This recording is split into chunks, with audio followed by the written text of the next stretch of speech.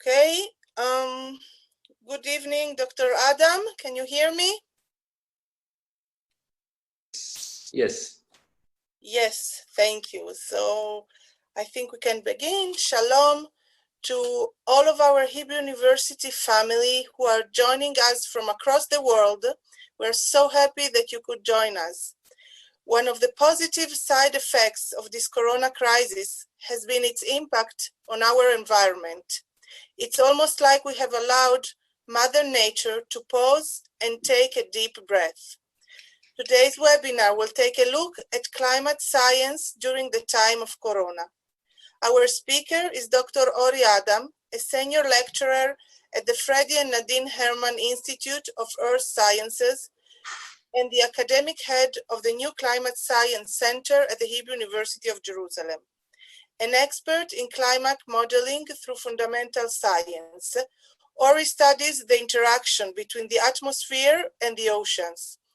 His research focuses on the tropical rain belt, cloud-ocean atmosphere coupling, and the dynamic of Earth's climate. Dr. Adam will speak for about half an hour, and then we will open the webinar to questions from you, our friends around the world. If you have questions that come up during the course of the lecture, you're invited to write them in the question and answer box. If you have a question at the end of the lecture, please click on the digital hand at the bottom of your screen. We will try to get to as many of your questions as we can. Please welcome Dr. Ori Adam. Hi, shalom everybody. So I guess I'm gonna share my screen with the presentation. Okay.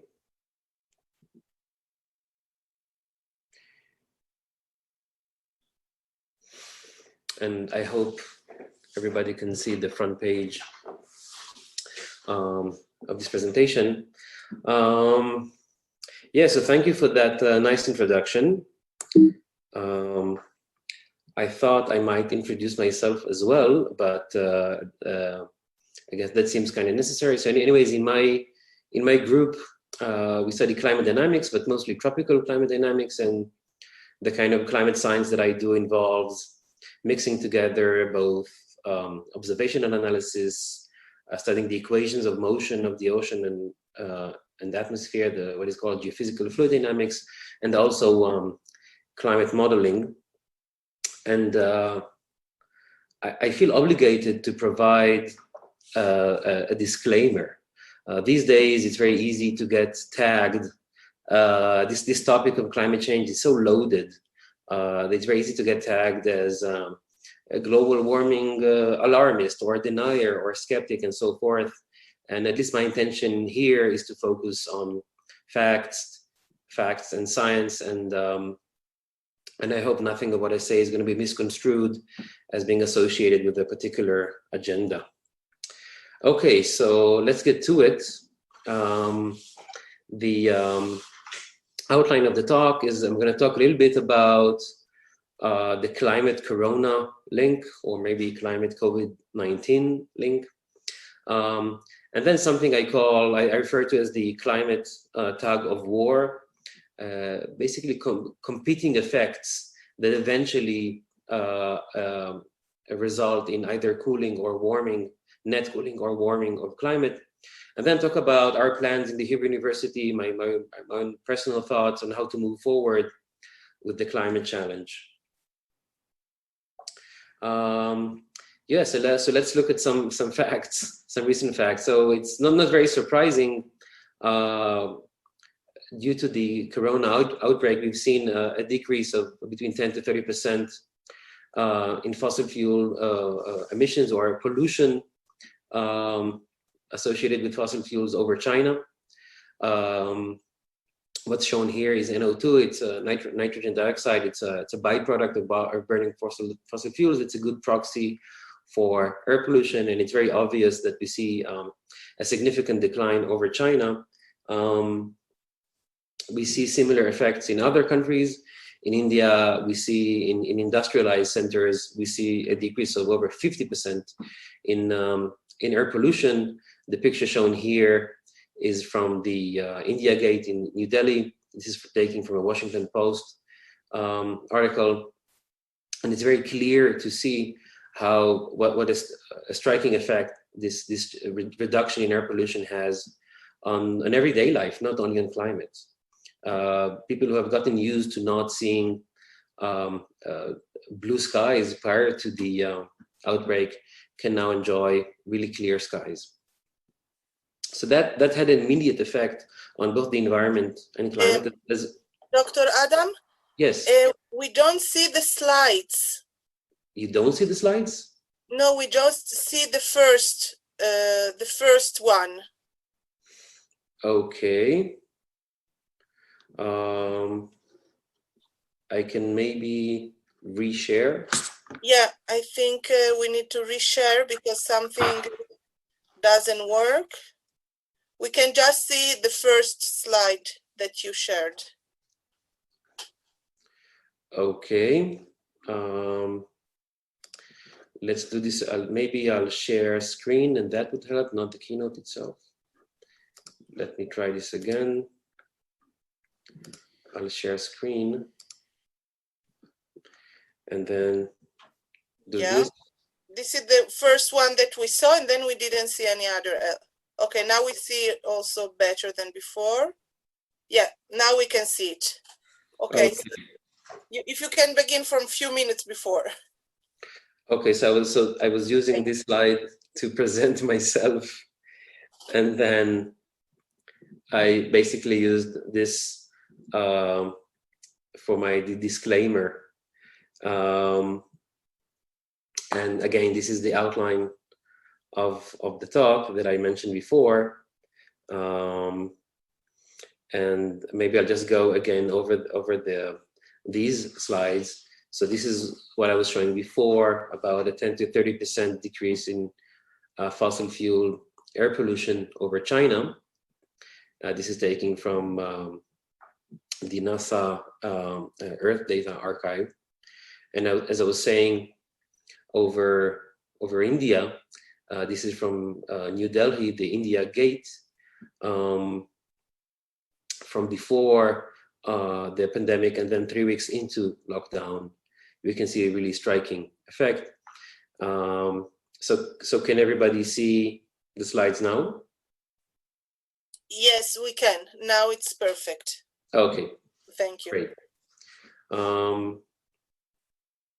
So an important aspect of this clearing of the skies is not just the reduction in pollution associated with the burning of fossil fuels, it's the reduction in transportation. There is a lot of additional influence of the fact that we move, we create friction with the earth, and we raise dust. And so in industrialized regions, some of what we call pollution is essentially just dust that is associated with a lot of motion, a lot of dust that is being brought into the air when cars or vehicles and humans just in general are in motion. So that's another important aspect that is not related to fossil fuel emissions. Okay, so as of now, there are about 4.3 million cases confirmed globally. This is from the Johns Hopkins website.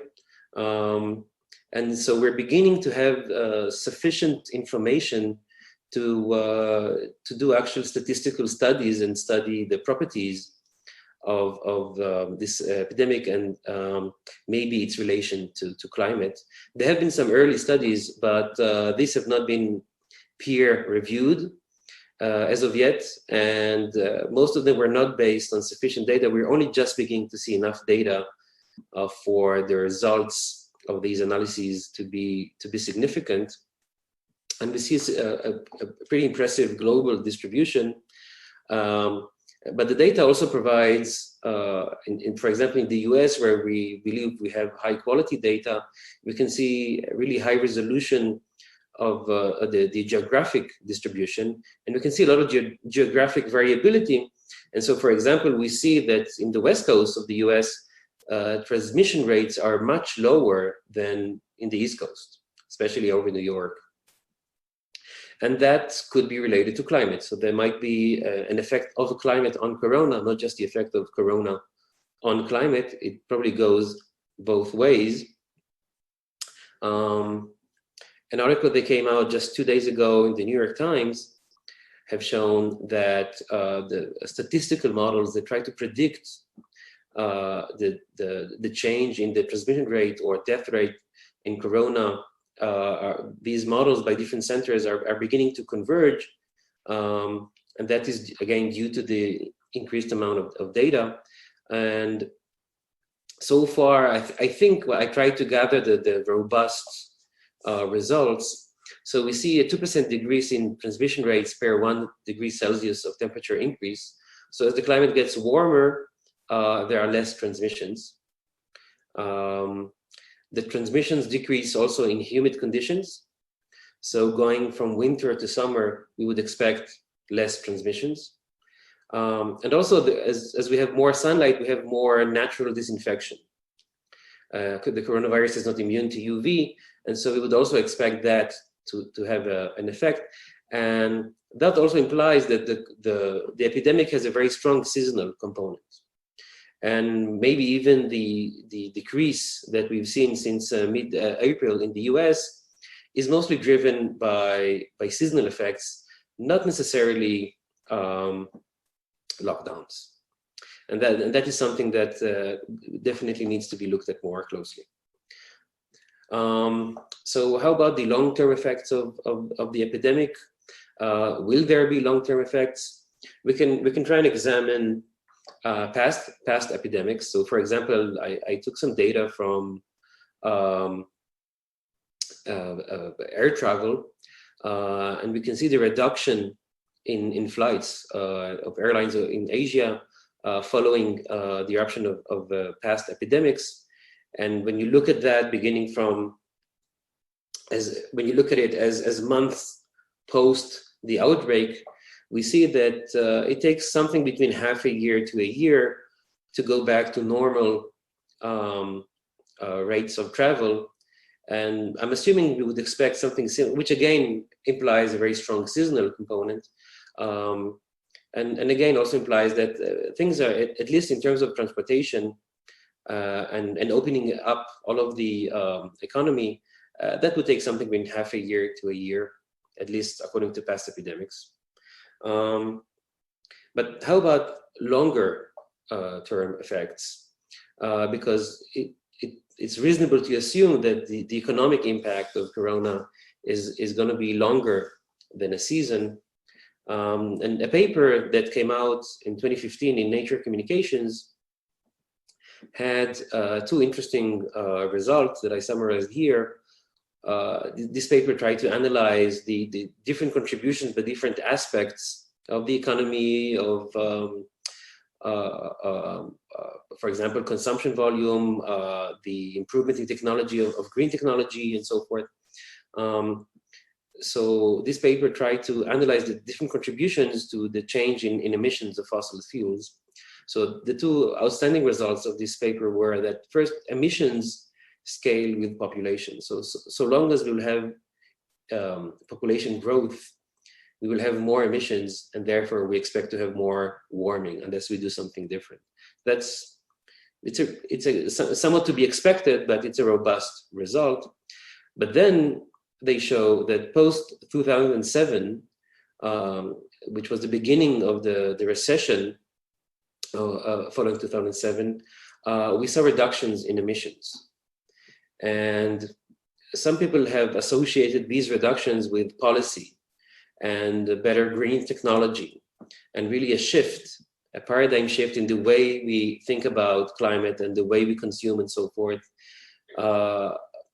These people, the guys who wrote this paper are less optimistic. Their conclusion is that actually these policies have not had a significant effect, and the decrease in emissions have been mostly due to basically the recession that had reversed the trend for nearly a decade. So it might be that the corona epidemic will have a long-lasting effect on emissions and therefore on climate. I'm not saying whether that's a good thing or a bad thing, but it's definitely possible. So like other natural events, we're seeing a very strong perturbation on the climate system. And whenever we see a perturbation on a system, we can use that perturbation, that change from normal conditions, to learn about that system. And so, for example, a nice example from, well, not just a positive perturbation. In any case, condensation trails, what is also known as contrails from jet aircrafts, affect the surface temperatures below where these jets fly, because these high altitude contrails, they absorb the outgoing long-wave radiation, and they also reflect the incoming solar radiation. And so it was believed that they reduced the daily temperature range in regions where a lot of jets, below where we have a lot of jets passing. And following 9/11, the 3-day grounding of commercial aircraft allowed people to actually look at into that hypothesis, and they saw a significant change in the daily temperature range just following 9/11. And so they were able to learn from that perturbation that it is true. This hypothesis that was not, they were not able to confirm this hypothesis using climate models. It showed that actually jets do damp the daily temperature ranges due to contrails, from a paper by Travis et al. 2002 in Nature. Similarly, we can look at other climatic events, and we can use that to assess, to test climate models. So what I'm showing here is, so in black here, this is the temperature change over time, so over the past more or less 100 years. And the different, the lines with different colors are the reproductions of global mean temperature by climate models. And as you can see, with some variance, climate models are able to capture these variations. They follow, to a reasonable degree, the natural variation in temperature. And also, they seem to respond well to, for example, the volcanic eruption following Pinatubo. So they see this sharp decrease in temperature just following the eruption. And so they seem to do a reasonable job. And we can use these, for example, like eruptions like Pinatubo, we can use these to better tune our models and learn more of them, because we need these climatic anomalies to learn more about the climate. But the reason I'm showing this figure is, this is from a paper that was released last year by Kim Palmer and Bjorn Stevens, probably the two most important climate scientists in Europe. Two of the leading, they are the heads of the most important centers in Europe. And the point of this figure, though, is that the reason all of these models are able to follow the mean temperature is because there's an additional correction that is added here. So each of the models that you see here is offset by a certain amount.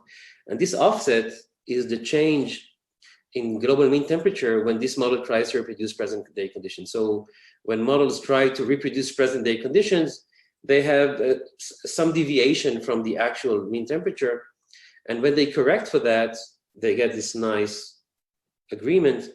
But when you don't do that, you get this bar on the right. So the range of models would be something like this, which is considerably large. And this is a criticism by climate scientists on climate models, saying that we need to do better. We cannot, such a high uncertainty, such a large variation across climate models does not allow us to make reliable predictions into the future. And this is what I refer to as the big question of climate science. Really, the big problem of climate science, the big question is, how do we reduce this uncertainty, and why do we have this really large uncertainty in climate models in the first place? And people have done these assessment reports trying to assess the sensitivity of climate to changes in greenhouse gases in the past. We use a term called equilibrium climate sensitivity, which is basically the change in global mean temperature as you double the amount of carbon dioxide in the atmosphere, which is probably the most important greenhouse gas. So as we double the concentration of carbon dioxide, what would be the change in the global mean temperature? And the first assessment report was in 1979. It was done by Jules Charney, and it used really primitive climate models, really low resolution, very low computational power was available there then, and that estimate was about 3 degrees Kelvin plus minus 1.5 degrees. The interesting thing is that as models have progressed and we had subsequent assessment reports by the International Panel on Climate Change, which introduced more and more climate centers, research centers, the resolution was improved tremendously. And our understanding of the physics of climate has improved tremendously. And yet, the assessed estimated equilibrium climate sensitivity has not really changed. And even more interesting is that the variance across models has not changed as well. And this is really strange, and this is really problematic, because you would expect that over time, you would get more of a consensus, that theories would tend to converge over time towards more agreement.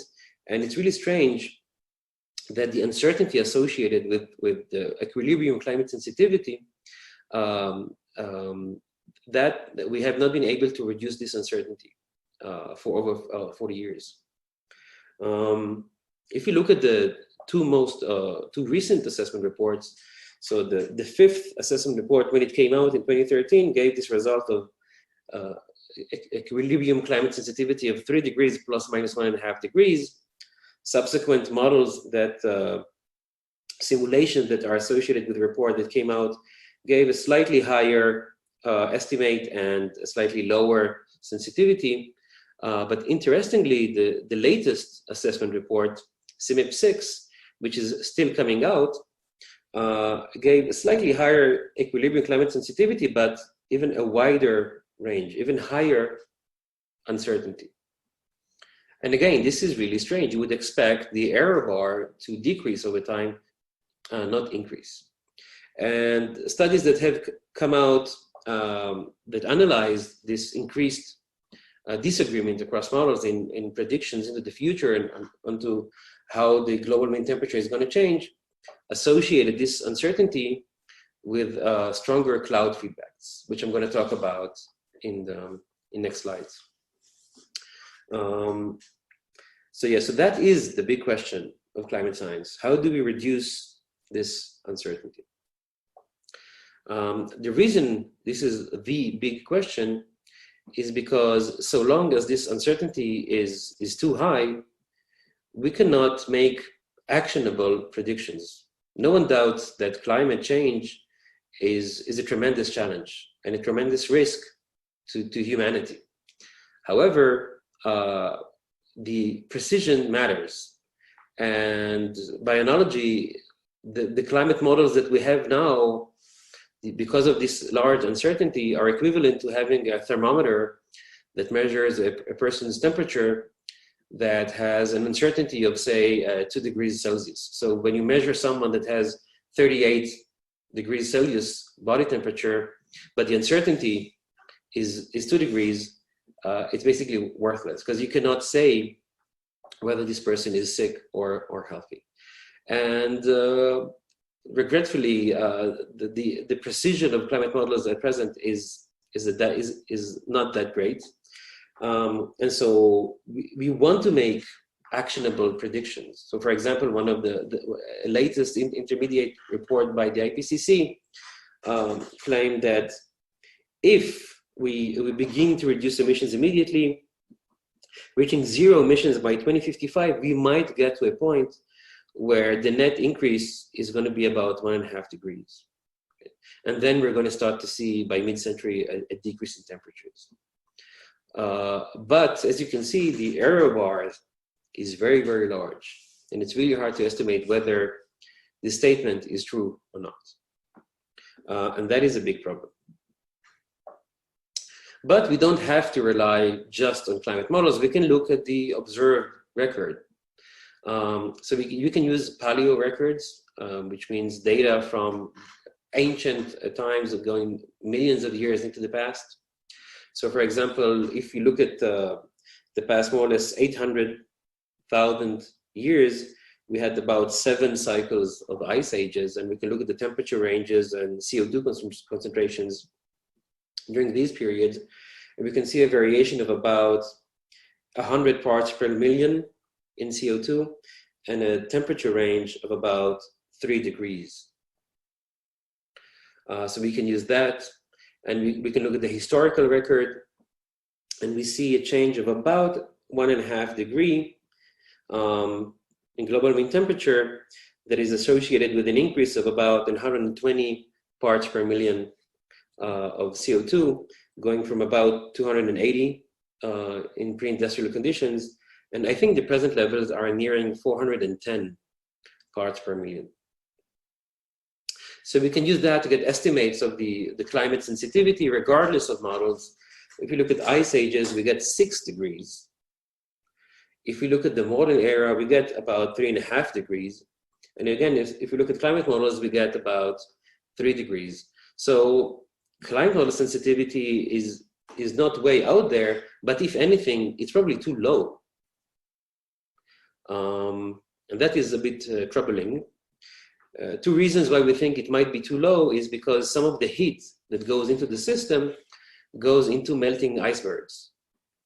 And so it doesn't go directly to warming the climate. Some of that heat is used to melt icebergs. And the second reason why it might be too low is that there are competing effects. So air pollution, anthropogenic air pollution, so air pollution by humans is balancing the warming due to greenhouse gases. And I'll talk more about that in the next slides. So what I refer to as the climate tug of war is this competition, these competing effects of air pollution versus warming by greenhouse gases.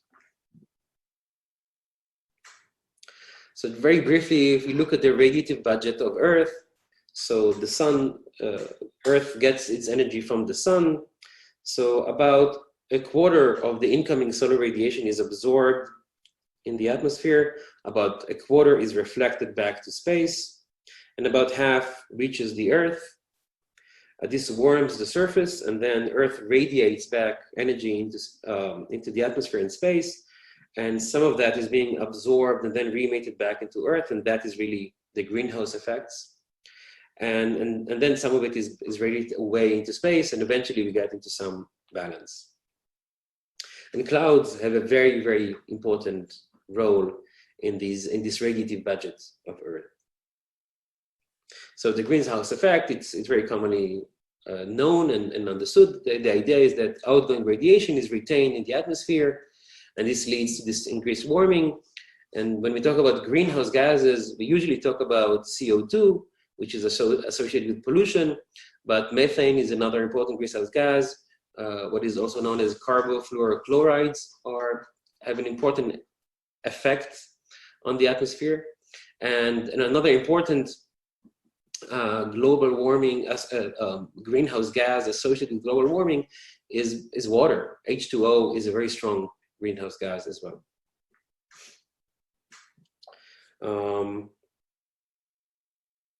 Okay, and then there's the effect of clouds. But to understand the effect of clouds, we need to understand the effect of aerosols. So aerosols are these airborne tiny particles that can be due to sea salt, dust, smoke from natural fires or from the burning of coal, and fossil fuel emissions associated with pollution. And aerosols affect clouds in the following sense. So they form these tiny particles form the nuclei on which cloud droplets form. And so they have a critical influence on the way clouds are formed, and therefore on the distribution of clouds on Earth. And as you can see, we have various types of aerosols, and they have a very strong anthropogenic component, meaning driven by humans. And that is really an important part of the uncertainty in climate and this tug of war. So clouds, they also have warming effects, but I'm going to focus here on the cooling effects of aerosols. So first, they lead to global dimming, which is very intuitive. So the more pollution you have, the more solar radiation is reflected back to space. By the way, the term was coined by Stanhill and Cohen from the Volcano Institute in Israel, the term global dimming. And then there's the idea of cloud albedo. The albedo is the fraction, the area fraction that is covered by clouds, and therefore that leads to reflection back to space. So more reflection by clouds due to pollution might lead to cooling that offsets the warming by greenhouse gases.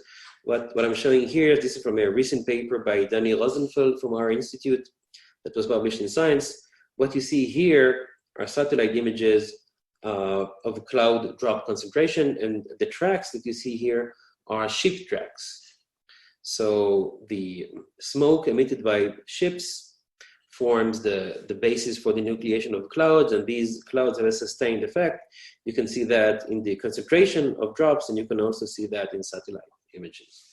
So that has a net cooling effect on climate that offsets the warming by greenhouse gases. And this tug of war eventually affects the net change in global mean temperature.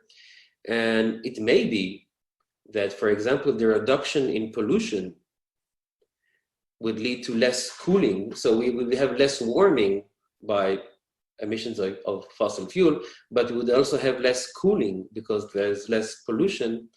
And we shouldn't assume that the reduction in pollution would lead to a global cooling. It might actually lead to a warming because we have less cooling by aerosols. So we can't really assume that one of the effects of the corona would be that we would have a global cooling. We shouldn't take that for granted. Okay, so moving forward, how do we address this big question? So there are essentially three key strategies applied around the world. One is the idea of more power, meaning let's move towards higher resolution models, let's resolve more of the physics, and therefore get more reliable models. Here in the Climate Research Center that we instituted, we don't subscribe to this approach, but I'll describe it in the next slide. Two other approaches that we are subscribing to and actually implementing are the incorporation of artificial intelligence into climate models, and then using a very recent study, an approach we call, this is something I'm involved with, local constraints, which I'll explain in a minute.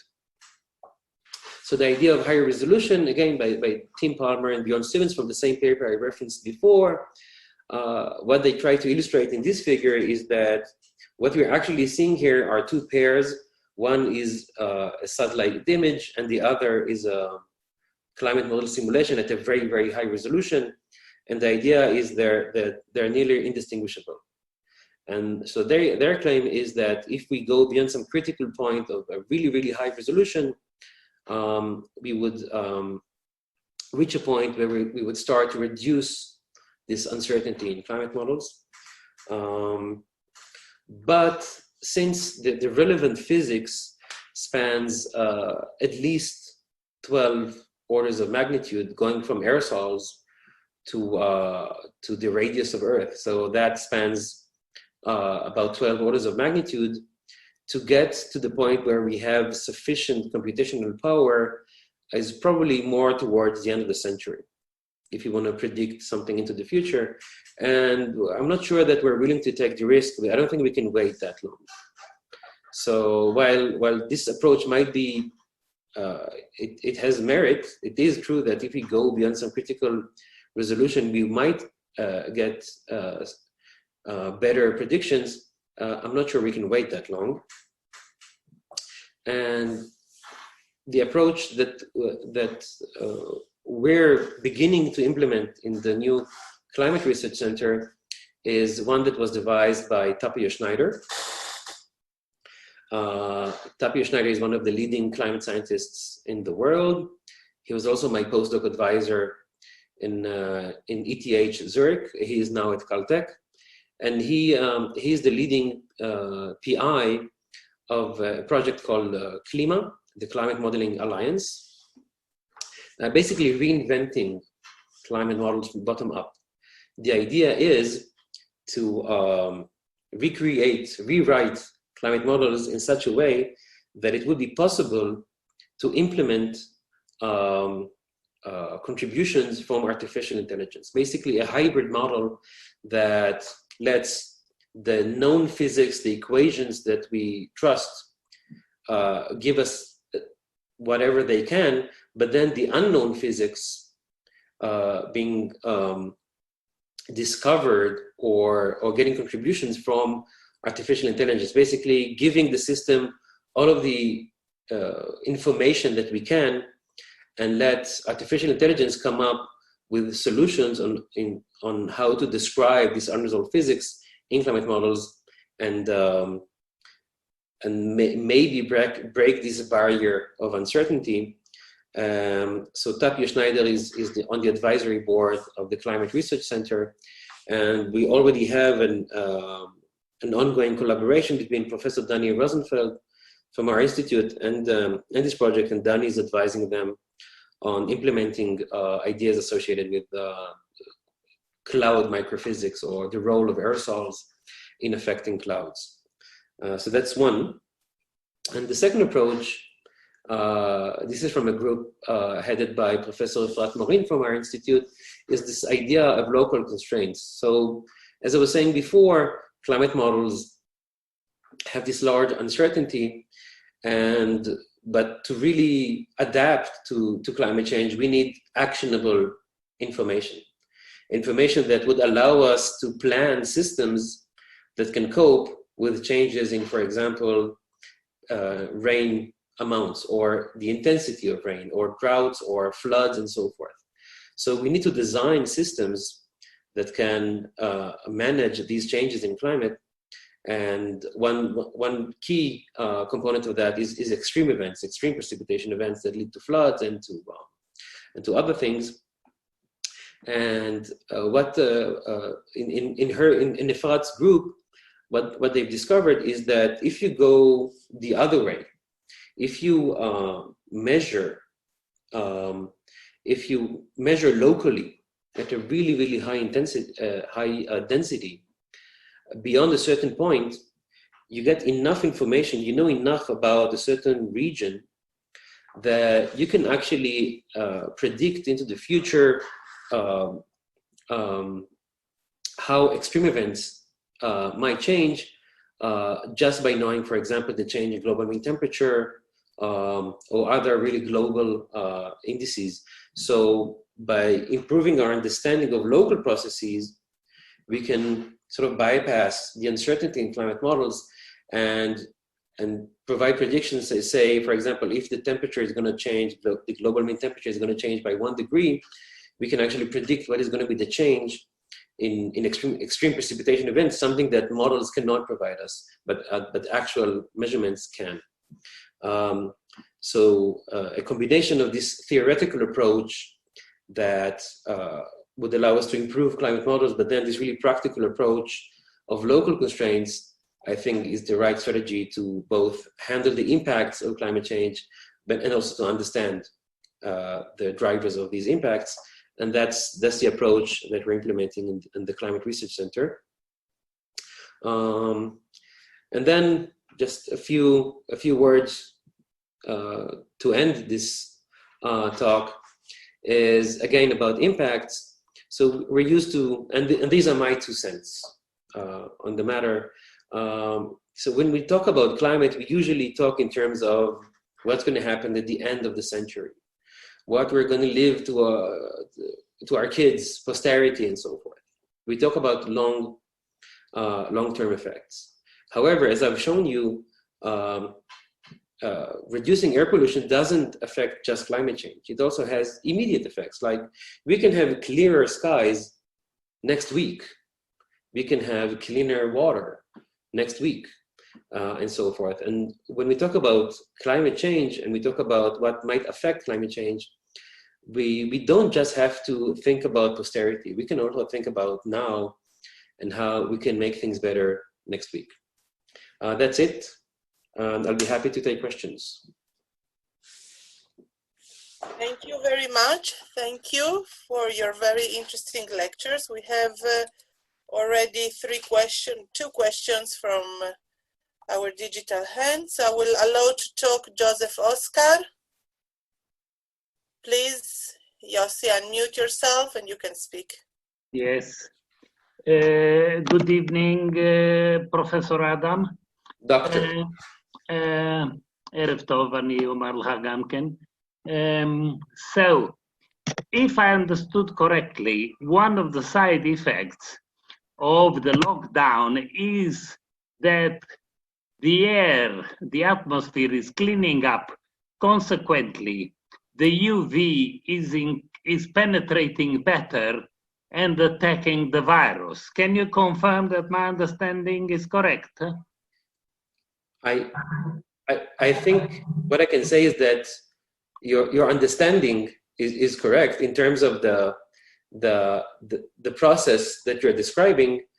I can't say what is the actual effect of that and how much of that has contributed to the reduction in transmission rates, but the process is definitely correct.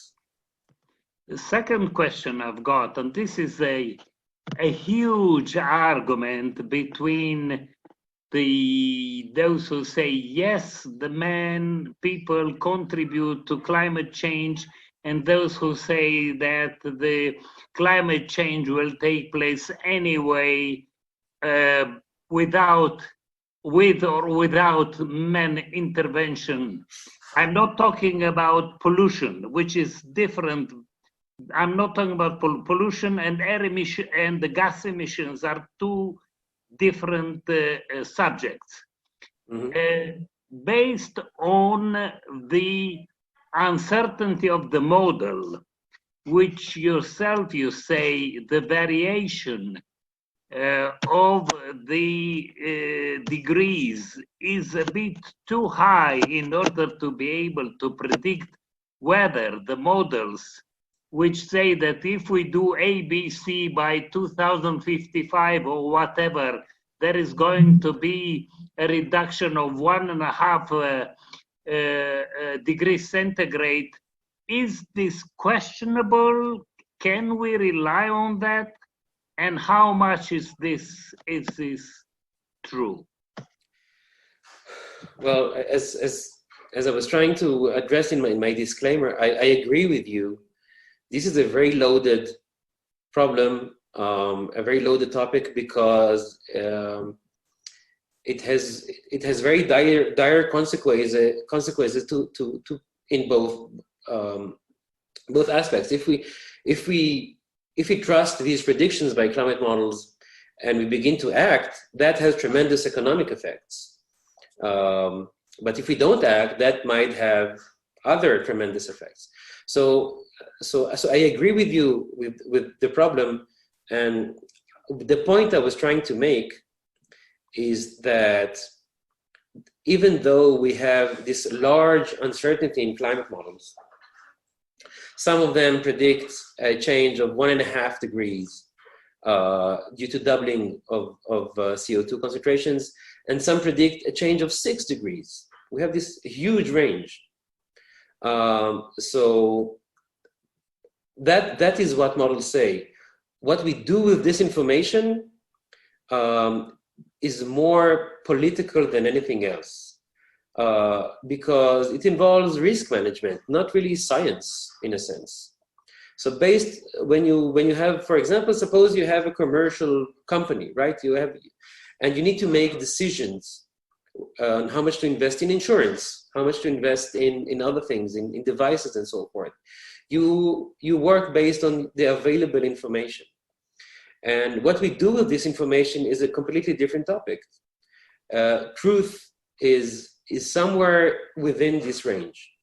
My personal opinion, which is something I tried to convey in what I was showing before, if we take climate models as just one piece of information, but we also try to learn from the past, we see that the equilibrium climate sensitivity by climate models, if anything, is too low. And it's true that there might be a very strong natural component to climate change. I published papers showing that between the years 1979 and the end of the century, most of climate change was associated with, that we saw was associated with actual global warming. But in periods before and after, it was more associated with natural variability. It is entirely correct to assume that there's this very strong natural variability component to climate change. But based on the information that we have now, we need to come up with the decisions, policy, and so forth. I don't think we can speak in terms of whether something is true or not. We have a range of possible futures, and we need to decide upon based on that available information. But again, as you were saying, the uncertainty is at present is too high to bring us to the point that we feel obliged to act now, and that is one of the difficulties with predictions by climate models. The last question I have, to my understanding, climate science, I mean human climate science, is at best about 2 centuries old, let's say. But is this enough in order to be able to read what the Earth is telling us? You could say that climate science is a young science. It's not as old as biology, chemistry, but you could also think of climate science as an extension of physics, as an extension of chemistry, an extension maybe even of biology. So in that sense, it's not that old. The concept of climate models, I would definitely agree, is very new. Our dependence on a theoretical model is very unique to climate. So for example, even in astrophysics, we can look to the sky, we can observe supernovas, we can observe black holes and so forth, and come up with theories. But we only have one climate. For us to learn about climate variability, climate change, climate dynamics, we are really, really dependent on climate models. And in that sense, it is a young science. And I would agree with your statement. It's a young science. There's much progress to be made. This is, by the way, the reason I chose climate as my profession, because I found that there are many, many open questions that were unexplored. So I found that was a really nice field for me. I did my master's in astrophysics, and I was looking for something where I can make a significant contribution. So one of my observations was that it is a young science, and there are still a lot of open questions, and that drew me to the field. So I would actually agree with your statement, yes. Thank you. אני מודה לך מאוד. You're welcome. Thank you. We have now Mr. Glasner, Hervé Glasner. Please, you can open your microphone. Hello, can you hear me? Yes. Yes, it's a very interesting lecture that you gave, and certainly what impacted me was the uncertainty that you referred to. For example, I looked at one graph that you showed, and it illustrated Mount Pinatubo that erupted, I don't know, but 35 years ago, I think it was, and the impact of that volcanic explosion, Krakatoa, etc. There's many natural variables, and I understand that. Besides the impact of humanity, especially in the last 50 years, with developing countries such as India and China contributing so much to the pollution.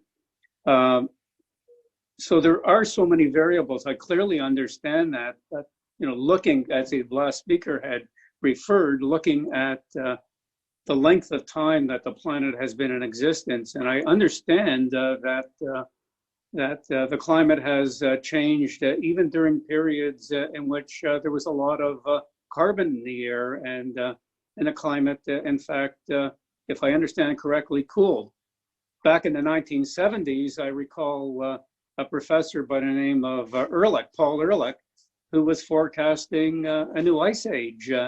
And I realized that we're talking 45 years ago when Professor Ehrlich referred to a new ice age. Having said that, I've become a believer in climate change. I'm not disputing that. We live here in Canada, in Toronto, and we've noticed in the last few weeks an unusual spring, very cold. And I was wondering if the reduction of jet traffic may have had an impact on our localized weather. That's a lot I'm giving you. I hope you can respond to that. So so you referenced a colder spring over Canada, right? Yes, that's right. Extremely cold. It set records a couple of days ago. Well, I wouldn't be able to comment on that because that might depend. I would doubt that it's related. Could be. I would doubt that it's related to the corona epidemic. These cold outbreaks, I don't know about spring though, are associated with the stratospheric yes. processes. And it might be part of natural variability. It might be part of the so-called an extension of the polar amplification, the fact that the poles are warming faster than the lower latitudes, and this reduces the temperature gradient between the poles and the equator, and that changes the dynamics in polar regions, and that allows for cold outbreaks that enter into the continent. That could be part of that. I won't be able to comment on that. I'm very familiar with what you were saying before about that there was prior to the late 70s, there was a very extended cooling period beginning with the late 40s, I think, on to the mid 70s. There was a 30-year span of mean cooling. And it's true, people have suggested that might lead to a new ice age. At least in geological times, we are at that point where the interglacial phase is nearing its end. We also know, for example, that 6,000 years ago, data suggests that we actually had even warmer conditions than today, even though CO2 levels were different. There's a lot of natural variability, and that is part of the problem. So I would stipulate these observations in two ways. I'm talking about the observations of natural variability versus anthropogenic effects. And one is that climate change is very dependent on the base state. So I don't think there is much to learn from, for example, the climate of 60 million years ago. It doesn't teach us a lot about the sensitivity of the present climate. Maybe if you look at the 20,000 years ago from the last glacial maximum and today, we might learn something, but I'm not sure that really early times have a lot to tell us. The other point is that what we haven't seen in the past is such a rapid change in climate. If you look at the change in mean temperature over the past 150 years, we see a really rapid increase in temperatures. Sure, we get these periods of decreasing temperatures and then increasing, but if you look over the span of 100 or 150 years, you do see a net increasing trend, and the rate of change of temperature is actually quite fast if you look at past climates, and that is something that we haven't seen. Maybe we're not also able to accurately resolve these type of changes, but that's a very unique event, such a sharp increase in temperature, and it's really hard to explain this sharp increase in temperature using processes that are not associated with emission of greenhouse gases. So these are my 2 cents on the topic, but I basically agree with your statement. Is there anything, Professor, that we can learn from Venus?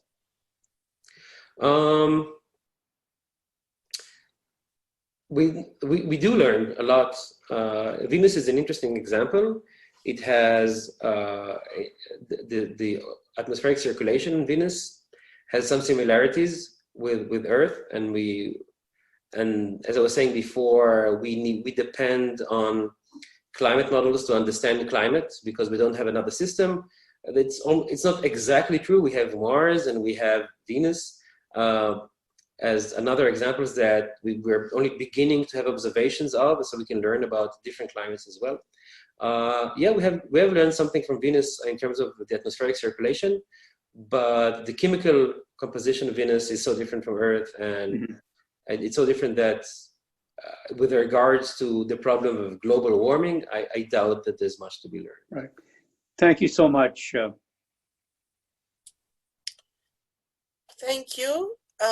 We have now a question from the chat from Julian Dye. So are there quantifications of the change in sunlight, reflectivity, and CO2 due to the lockdown, and there is any change in the expected temperature of the last month? I want to make sure I heard correctly. Are there quantifications, measurements of the change? Yes, I guess there is a mistake in the words. Please, Okay, Julian. So the question is whether these changes in incoming solar radiation, for example, have been quantified. Can say I haven't really. I haven't seen any data. I'm sure that such data is available. I personally haven't done these types of analysis, and preparing for this talk, I haven't seen, not that I recall, any analyses of that sort. No. Okay, so we have time for one more questions. If you have. So let's wait a few seconds to see if some of our friends would like to ask.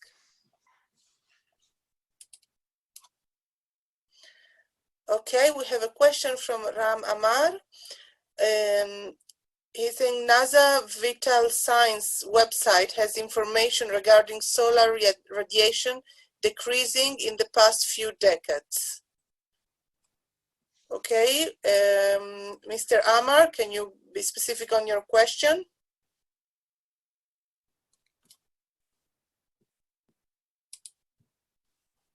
Okay, so maybe there was no question.